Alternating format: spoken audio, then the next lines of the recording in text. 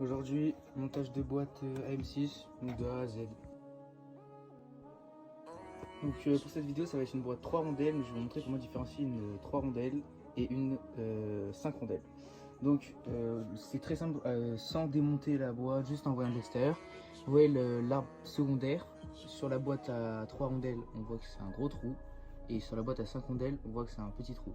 Donc ça apparaît juste ici, donc quand l'axe il sort, là où il y a votre pignon. Et vous pouvez le savoir comme ça. Alors qu'est-ce qu'on a dans une boîte AM6? On a un axe primaire, un axe secondaire, un barillet, des fourchettes, un axe de sélection, une bille, un ressort, un axe de fourchette et 3 rondelles dont 2 identiques. Ce que je vous conseille avant tout, c'est de le mettre sur des cales. Bon, c'est obligatoire de le mettre sur quelque chose, mais des cales en bois pour pas abîmer votre artère. Et c'est pour que tout ce qui dépasse en dessous, et bah, ça touche pas le sol et du coup ça gêne pas lors du montage. Tout d'abord, il faut faire entrer l'axe secondaire et l'axe primaire avec la fourchette incurvée d'axe primaire. Il faut bien que la fourchette aille sur cet axe juste ici. Il faut faire attention à ce qu'il passe bien dedans, gauche à droite. Il faut faire attention aussi à ce que l'axe secondaire aille bien dans son logement. Hop, et voilà, les deux y sont là. Ensuite, la fourchette avec un coude, il faut la mettre en bas de l'axe secondaire. Pareil pour cette fourchette juste ici, il faut la mettre en haut, juste là. Voilà, donc ça fait deux ici, une ici. Ensuite, on va mettre notre ressort dans ce trou juste là. La bille juste au-dessus du ressort. Ensuite, le barillet de sélection, la petite cage à aiguille juste à côté de la bille. Hop. Pendant ce temps qu'on met le barillet, il faut remonter cette fourchette et prendre dans la gorge du milieu. Donc là, on a une gorge juste ici. Il faut que l'axe, des fois il faut relever un peu, voilà, hop. Comme ça. Là vous vérifiez, normalement ça passe très très bien comme ça. Hop. Pareil de l'autre côté, ici celle du haut dans la gorge d'en haut et celle tout en bas, vous allez venir avec un tournevis pour la mettre dans la gorge du bas. Hop.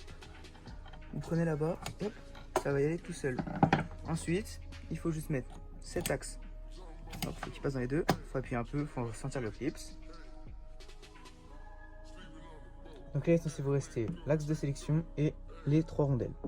Donc dans les 2 rondelles identiques, il faut en mettre une sur le barillet, peu importe laquelle, hein, ça on s'en fiche. Et une en dessous de l'arbre de sélection. On la met ici jusqu'au petit coude là. Ensuite l'arbre de sélection, il vient se placer dans le trou à côté du barillet, juste là. Il passe entre. Et ici, on va avoir le ressort qui doit passer sur cet axe, l'axe juste ici. Hop. Donc, soit à la main, vous y arrivez. Voilà. Qui passe comme ça. Vous enfoncez. Si vous n'y arrivez pas, avec un tournevis, vous faites un petit levier juste ici et ça passera. Et la dernière rondelle, donc, qui est un peu plus grande que les deux autres, elle va ici, en haut de l'arbre. Et là, il faut juste vérifier que ça passe bien. Tout passe bien.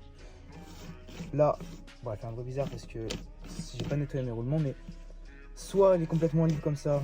C'est bon. Si elle fait un demi-tour et elle bloque, c'est pareil, c'est bon. Juste le temps que ça se calibre bien, tout ça. Ce que je vous conseille de faire quand même, c'est avant de tout remonter avec la patelle, tout ça, c'est de faire un montage à blanc, comme ça. Là, il faudrait appuyer et voir que tout passe bien. Voilà, que toutes les vitesses passent, tout ça. Après, à la main, honnêtement, le ressenti, il est pourri. On n'a que des points morts et tout, mais voilà. Normalement, là, monter comme ça, il n'y a pas de raison que ça aille pas.